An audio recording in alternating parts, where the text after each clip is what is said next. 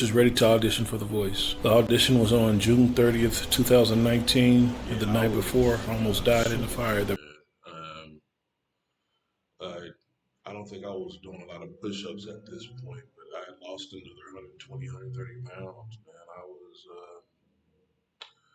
Man, this was close to the thinnest I've ever been. I was, struggling. I've probably, um, fuck, man, 7 times, 8 times, I probably lost 100 pounds, 150 pounds. You know, and this is the first time I was able to keep it off for quite a long time. I was always in the gym, so I always had muscle, but it felt good not to have jiggly body fat. Burned down my house. I lost everything. What a coincidence, right? I still don't know if it was an accident or if it was on purpose. I had the worst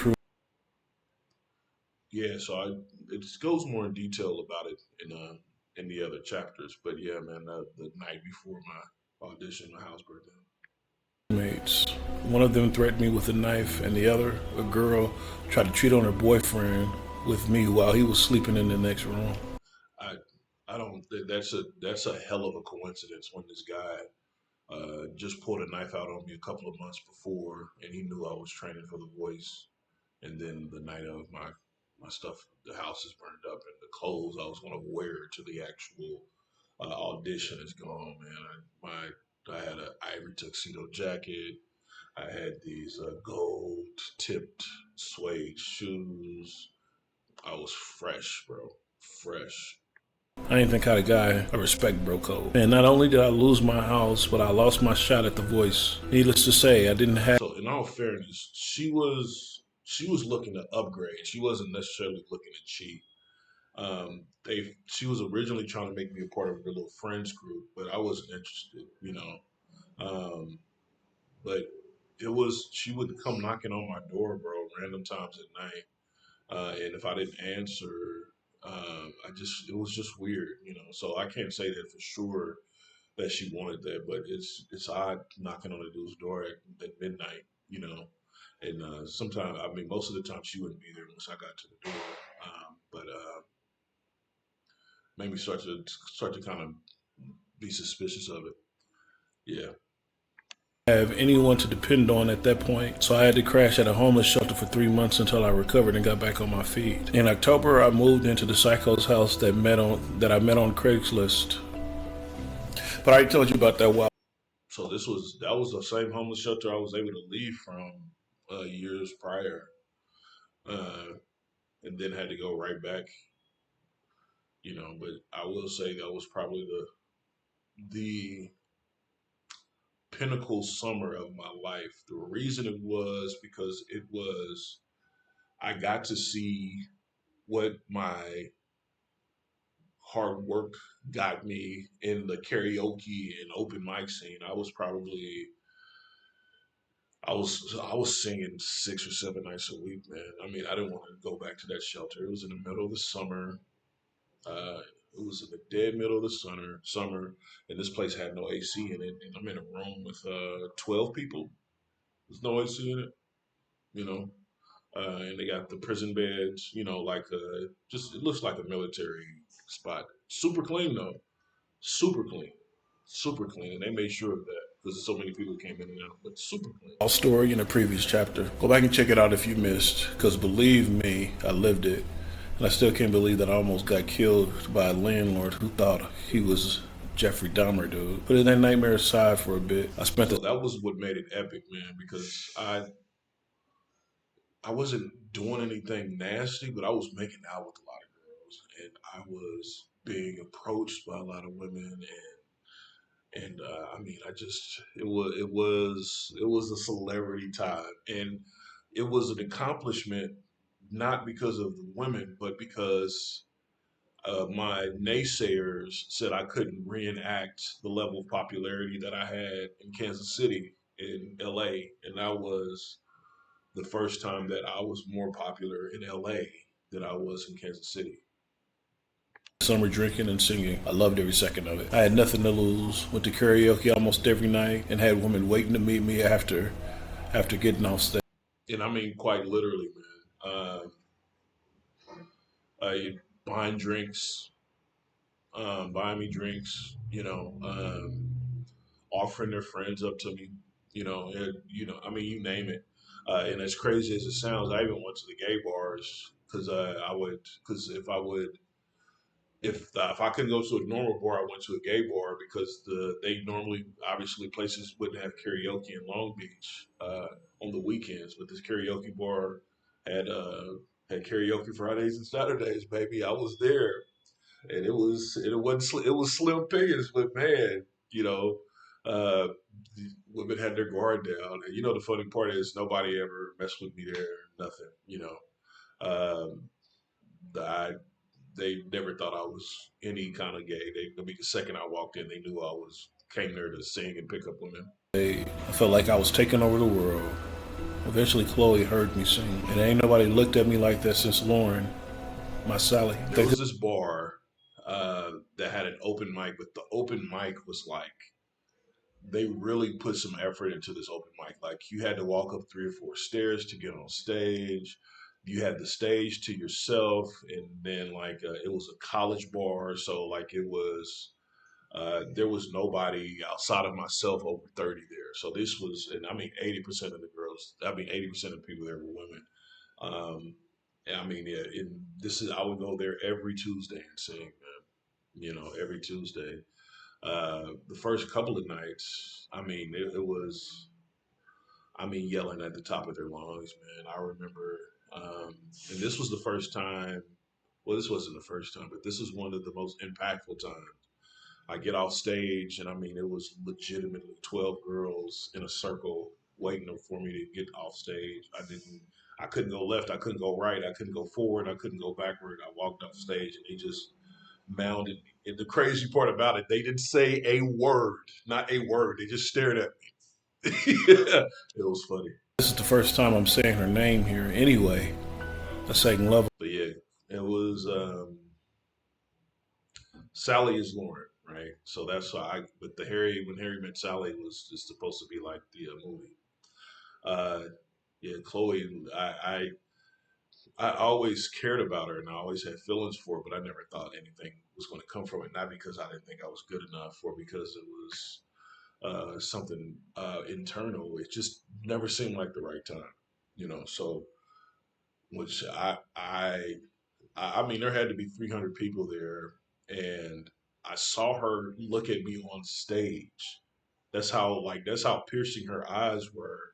Like we locked eyes on stage. Like there's no way. And I mean, she was nowhere near me. She had to be about 45 or 50 feet away from me. And we locked eyes. It was like she stared into my soul. On the brain.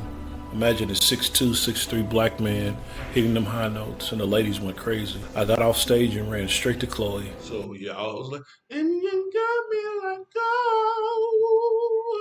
go, and I mean, and with that mic back, then it was what you want from me, and then so she did like there was they uh they lost it, and we had a ball, man. I mean, I sung that song probably four weekends in a row.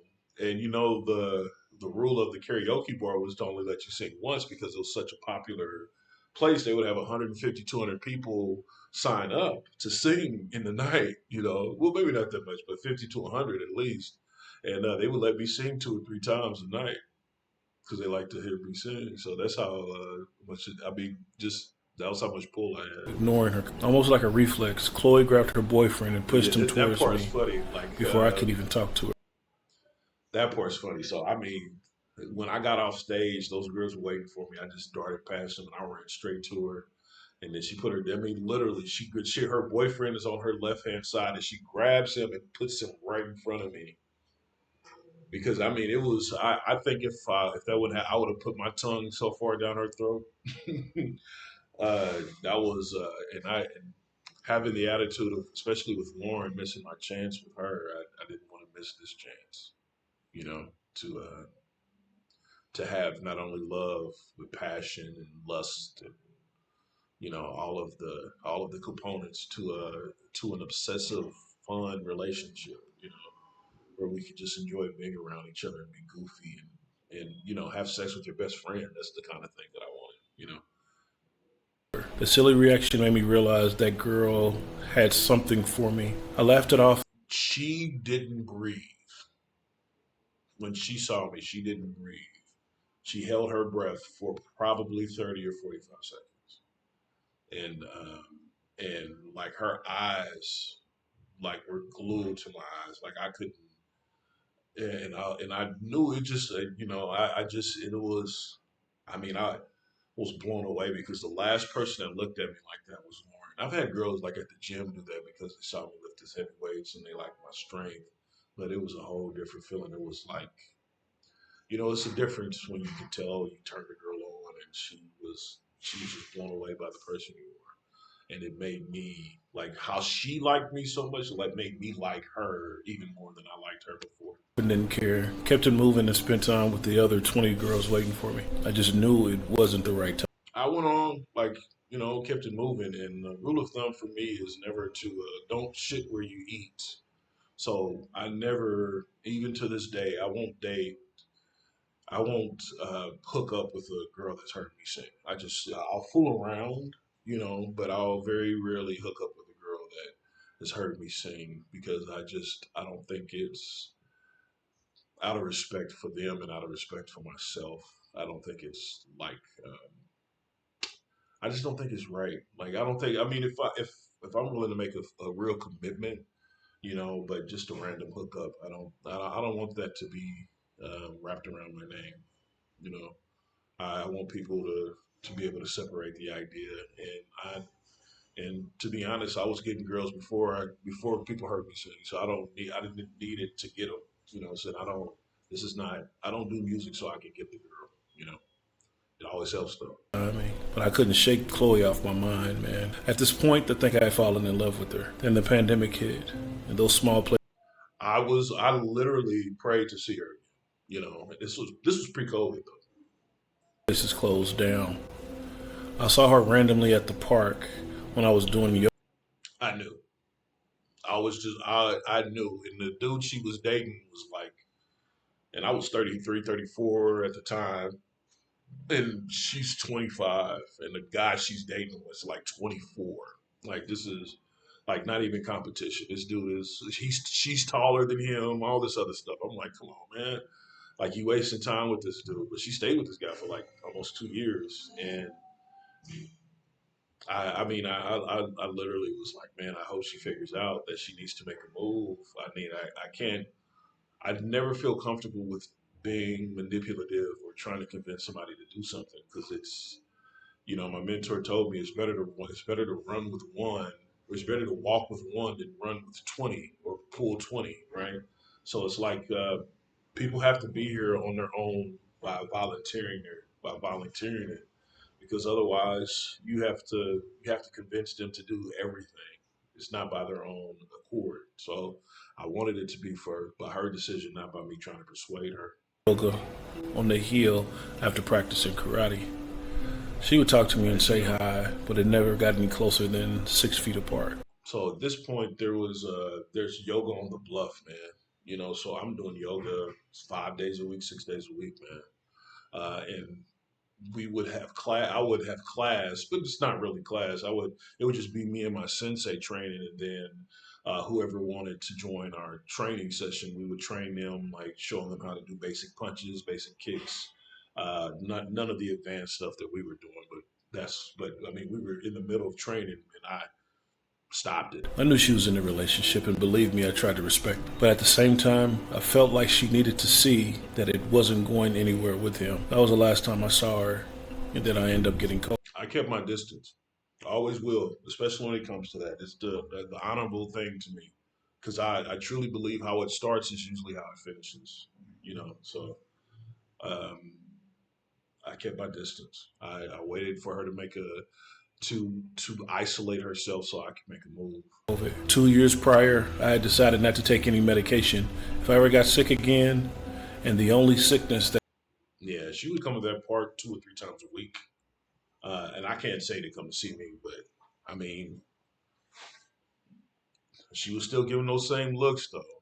but she was looking a little dingy. With somebody, with somebody just you can tell like she was hiking all day or something. You know what I'm saying? So she didn't look like she just got out the shower. You know what I mean? But anyway, It came was that I was sick with COVID for almost a month until both my body and I was sick with COVID for almost a so almost 4 years.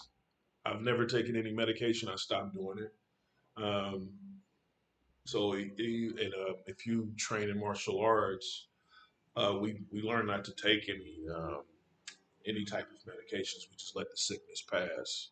So sometimes it gets bad, and sometimes it gets really bad. But what ends up happening is that you never get as sick as you were before, right? It always lessens. So it's like with NyQuil and stuff like that. Once you get sick one way, you get sicker every time. Like not, and again, it's just like it's more intense. The cough's more intense. The mucus is more mucusy and all this stuff. But once you start doing medicine, you get sick. You might be sick 7 days instead of 3 days. But once it's done, you're sick every 3 or 4 years.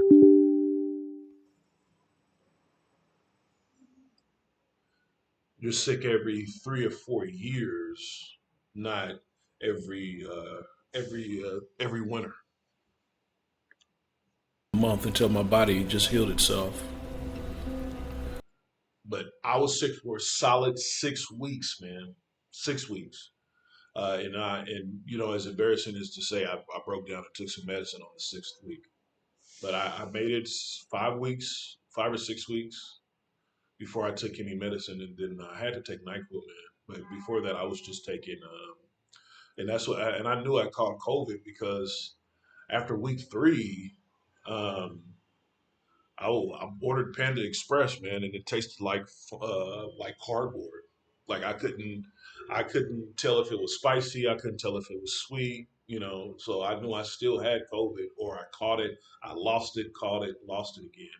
And bro, the crazy part about that is like I was living in a hostel. In this hostel, you had to pay every day, and I ran out of money twice. And then like God, just I mean, literally, man, like I ran out of money one day. Next thing I know, $700 was in my account.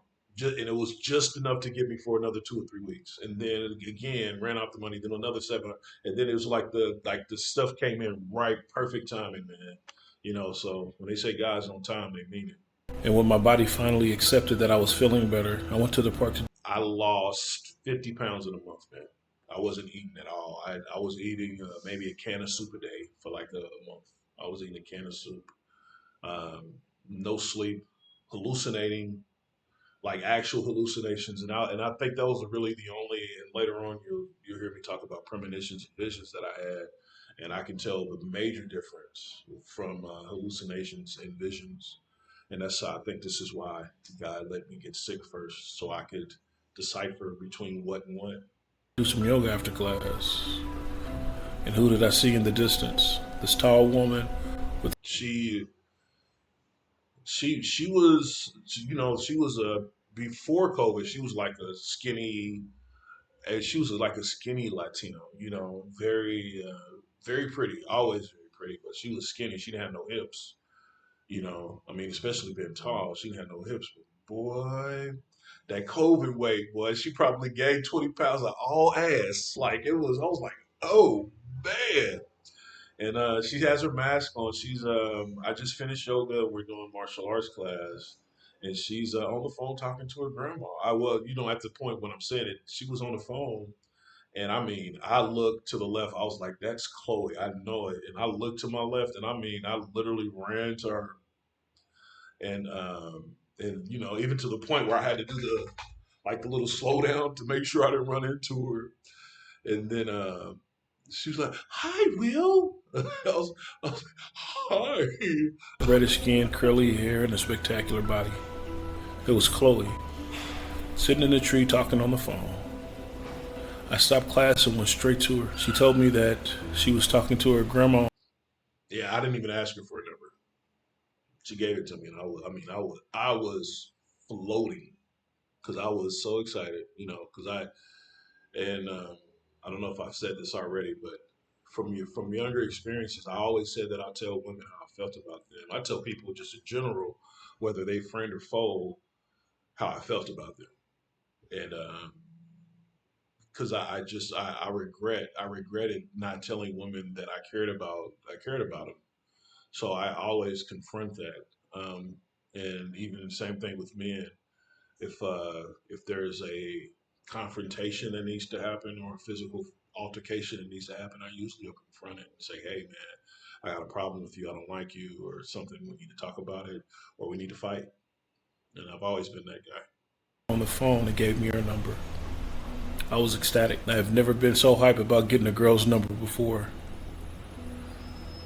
I was I was looking like a straight up Straight up, like I was in fairy tale mode at this point because I realized that she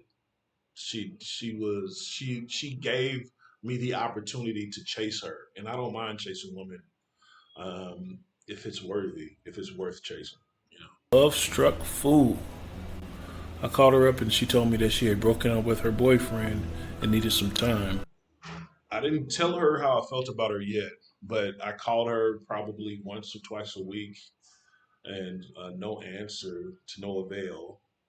She answered once and then was like, "Hey, I'm gonna call you back." And I'm like, "All right, cool." I said, "I really need to talk to you. I would love to see you as soon as possible," because the first thing I was going to tell her was how I felt and what I wanted from her. And I understood. But then out of nowhere, she started ghosting me. So I backed off and she hit me up with random texts. Yeah, this couldn't have been 2 weeks, man. And I'm at the point, and I almost died from COVID, and at the very least, I was sick for 6 weeks, man. So I was done with bullshit, and yeah, I was done with it. And I respond, but then she wouldn't answer back. I kept my distance. So I gave her time. I'm like, this she better fucking touch. She better call me back. Because if not, I'm not gonna chase her like that. If you ghost me, you ghost me. I'm done. So I'm like, all right, I gotta tell her. Knowing she needed space. But Didn't this play whole that game. disappearing act wasn't my thing, man. I didn't like it.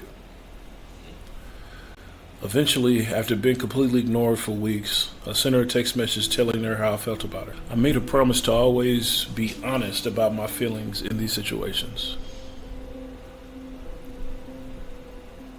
Ever since I was young, I regretted not telling girls how I felt, so I do it now no matter the consequence. Text her something like, Chloe, So my motto has always been to be direct and honest about stuff. Um, like I said before, man, dishonesty is. I lied my ass off until I was maybe 28.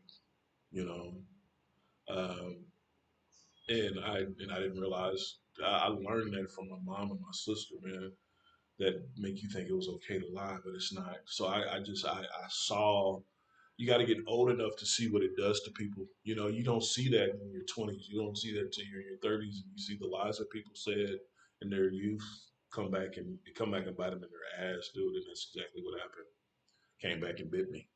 my intention with you is to be married in 2 years. You mean a lot to me, and I know I was so close. I don't think it. 2022, I was so close, but it seemed like every person I paid sabotaged me, man. And I knew it was something that God. It was something that I didn't learn, and I learned that, and I'll talk about that later on. you feel the same. I know I'll be a millionaire soon, and I want you. I knew she wanted to be an anchor woman, and I knew she wanted to. So I leave her this text message telling her, I mean, she means the world to me. I think that I think we would have a great future together. I think I would like to, if everything goes according to plan, I would ask her for her hand in marriage in 2 years, and in 3 or 4 years we would be married. Um, just being flat out honest about it.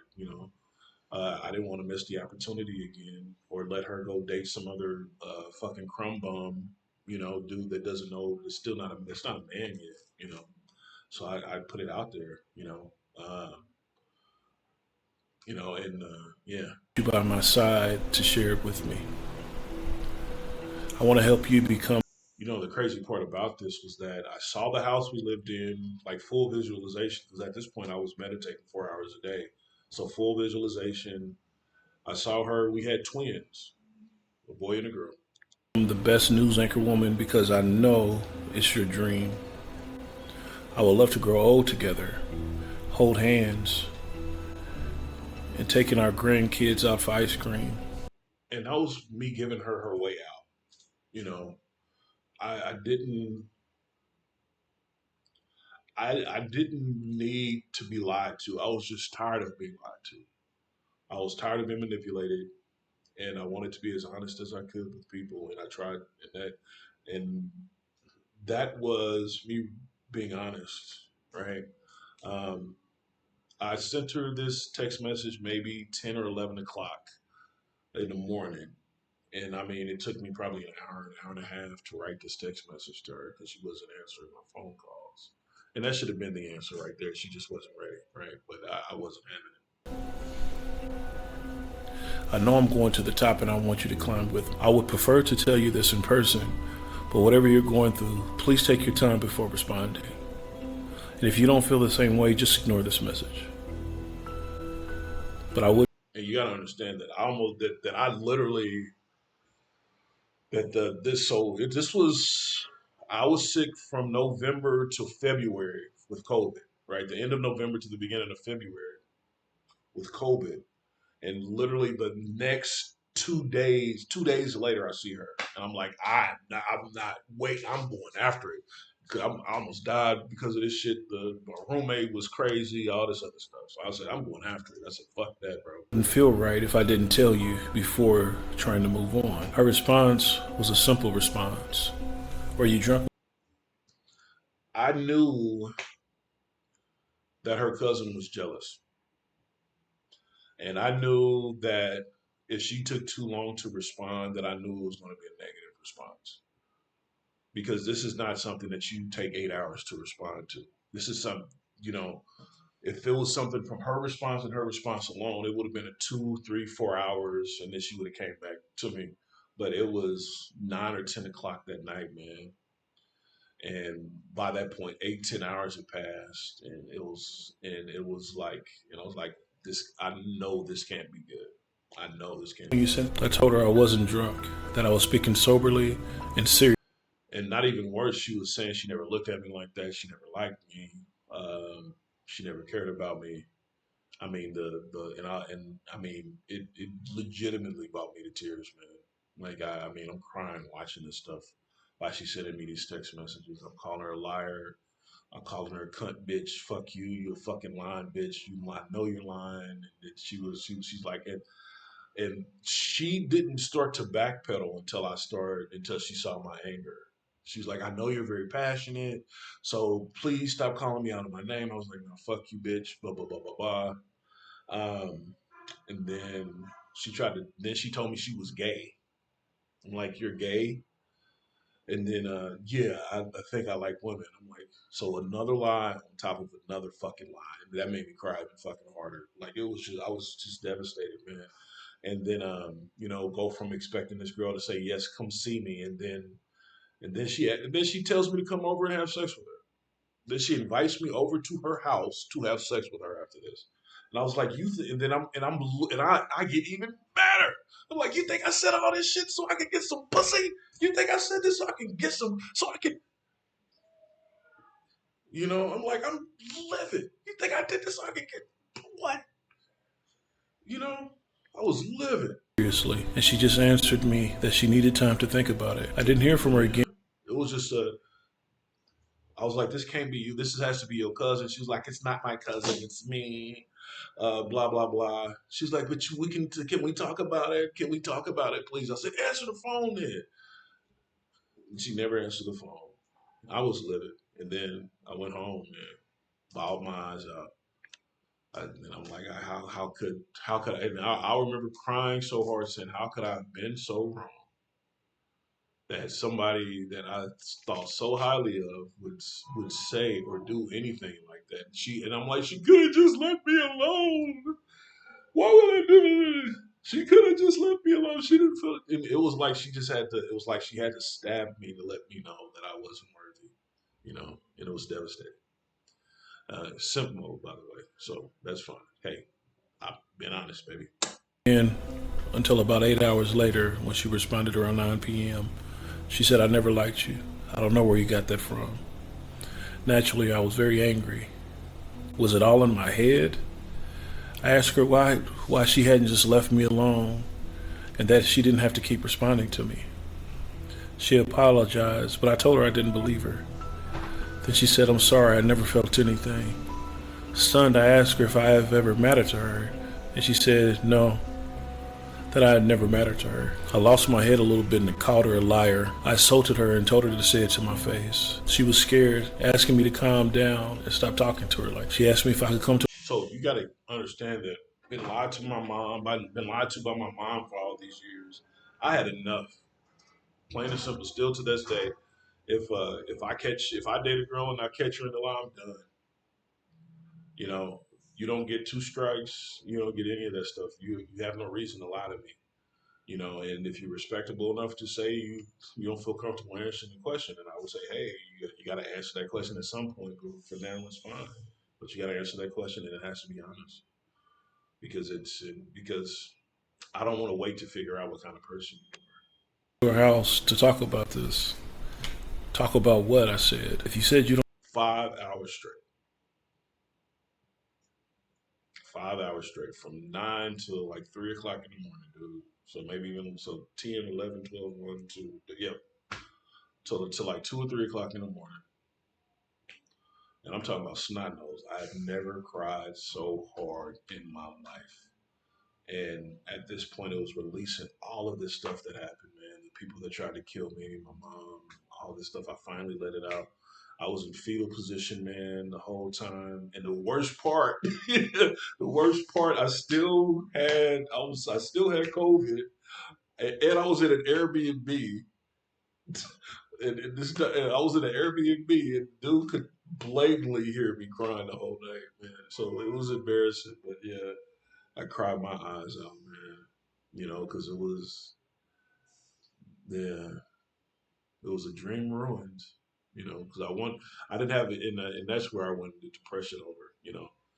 I didn't, because I didn't have a reason to do it anymore. She was the reason I wanted to be a millionaire. She was the reason I wanted to be famous. She was the reason I wanted to be a great singer, and I had to find something bigger than her to be able to get that, and that's where God came in.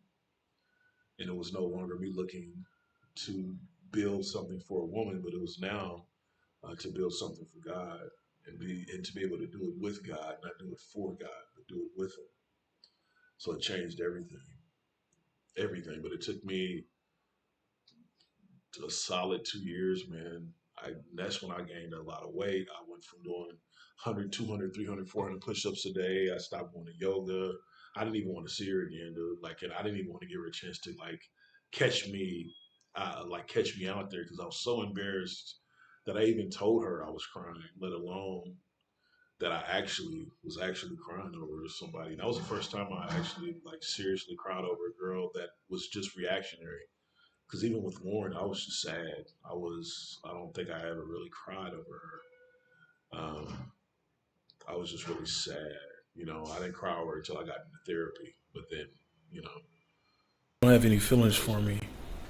If you don't feel anything, then what is there to talk about? absolutely. She tried to take it back, but it wasn't enough. I had enough of being lied to. And I had enough. and here's the crazy part. So I'm training with the Dharma, and if you don't know what a Dharma is, the Dharma is like a master in yoga. And I foolishly tell her the stuff that was happening, and the first thing she did was do exactly what a normal girl does, was to take advantage of my emotional state, prey on the weak, and that's what made me realize that there was no safe space for me. There was no safe space for me to be myself, and that's why I'm like, hey, if there is no safe space for me to be myself, then I'm gonna make my safe space. And I realize I don't need to be safe. I just need to keep going. And if I can do that, then I'm good. At this point, I was crying in shock, too embarrassed to see her or talk to her again. The night I cried nonstop for 5 hours with a running nose and swollen eyes. It wasn't just because So let me tell this story because I don't want it to look like she literally killed herself in my car. Um, so I'll give you exactly what happened. I'm driving Uber. I'm in San Pedro, and if you don't know San Pedro, that's the literal move of city that they made Grand Theft Auto off of. So I'm in San Pedro. It's not as bad as it was, but it still has its areas of crime. I pick a lady up. It's a 5 minute trip. I pick a lady up driving Uber. It's a 5 minute trip. She she gets in the car and says, "Hey, I need to go to the liquor store." And I go, "Okay, no problem." And mind you, I don't do this with everybody, but I'm driving the car and I see her. She gives no signs of what she's about to do. She doesn't do anything. She goes to the liquor store, which is about 5 minutes away. She goes and picks up a pint or something, and she asks me, "Do I want anything?" And then when she asks me, "Do I want anything?" I say, "Yeah, give me a shot of vodka. You're like one of my last trips." Then I said, "Hey, you about to kill yourself?" She goes, "Yep." And I go, "Okay." So she gets in the car, gives me the shot. It's one of those little 2 shots, 3 shot. You know what I'm talking about? Those little those little quarter pint, little New Amsterdam shots. It's not the shot. It's the 2 or 3 shot one. And on the drive back to their house, she starts telling me what she's going to do, and and and I say, I can call the police and they would stop you. She says it doesn't matter. Uh, I say, is there anything I can do to convince you to not do it? She says, no. The storm that's coming, I don't want to be a part of it. She was talking about what the police were doing uh, to people that were felons, and if you don't know what that is, you should start to look it up and see what they're doing. There's already martial law in the United States. They're just not talking about it. But anyway, um, she says she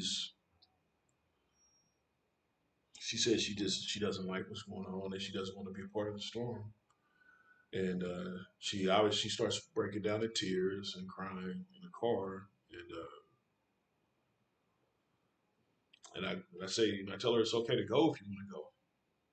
And she says, I needed that. I needed to know that. And I give her a hug.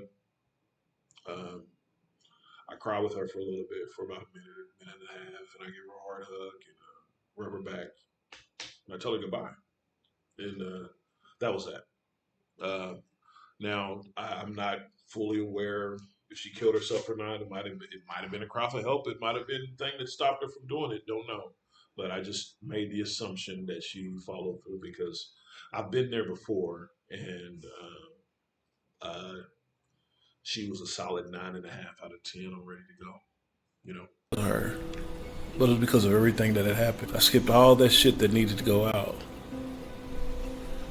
I tried to bounce So I think the reason I even told Chloe about it was in hopes that because she trying to make it seem like I was trying to make her a square type shit. Like I didn't, I would like she thought I was just wanted her to be but I saw us traveling the world together and all this stuff, but she thought I just wanted her to be a housemaid or something. So that's why I told her that stuff, you know. back. I accepted the rejection, but we were supposed. Yeah, I said I hope the dust clears, or I said I hope the dust settles before our next conversation. Um, and I tried to explain it to her, and again, man, I was very emotional. I'm very much on not negotiating with people. If you have something worth of value, why would you negotiate with somebody? You just wouldn't. You would say you want it or you don't. And if you don't want it, I'll find somebody that does. So there's no point to negotiate with somebody. It makes you look weak. To still be friends. A few weeks later, I was still driving for Uber when a girl committed suicide, and I was one of the last people. Yeah, I wish it was a rejection. I've been rejected 1,000 times, but that one like was deep, sunk deep, and I was at a very vulnerable state. So that one went deep. She spoke to. I told Chloe about it, and she distanced herself even more. The last text I sent her was, I think you're a wonderful person. I didn't cry for 5 hours just because of you. I didn't So here's a I wasn't in love with her, but I told her I was in love with her to hurt her feelings. And I remember her saying to me, "Why didn't you say something before?" And I'm like, "If this is how you responded, I'm glad I didn't say nothing before." But I think at that point I was trying to hurt her. Like we barely. This was a third or fourth like time we've even went there, but it was just this energy about each other that you know I just it was very this was very backwards in my opinion on how I responded to things. Now I wouldn't have done anything differently on how I said something to her, but I definitely would have done it differently on how I responded when this part was done. I would have just left her alone. I wouldn't have said another word to her after she said after she said what she said. I wouldn't have gave her another chance. get angry at your rejection either. It just messed me up. I see energy on different scales. I've been concerned about you for a long time. Messed me up. So yeah, after I sent that message, she didn't respond. I deleted her number, never called her again. Uh, Left it at that. Moved on. You know, I mean, it was the first time I prayed to my pillow. It was like, God, man, please never call me, man, because I forgot her number and I wish I wouldn't have deleted it.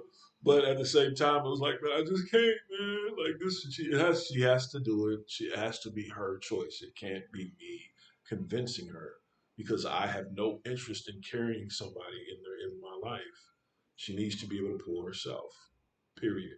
Point blank. Period.